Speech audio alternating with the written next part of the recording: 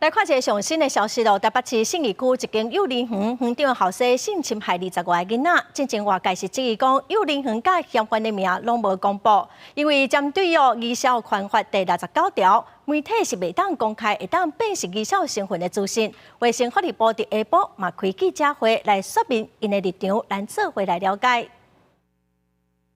例外的情况之下，这个包括要增进儿童及少年福利，或维护公共的利益，那经行政机关邀集相关的机关审议认为有报道必要，是不在此限的。所以监察院也正式引用了目前的这个法令的这个例外的规定来做这样子一个适度的揭露。媒体在报道上开事件时，如何兼顾我们 被害儿少隐私，避免对于儿少及其家庭产生二度伤害等等。目前儿少法正在进行修法阶段，那么本部也将邀请这个通传会、媒体工会等代表针对媒体报道该类事件应遵循的原则来进行广泛讨论。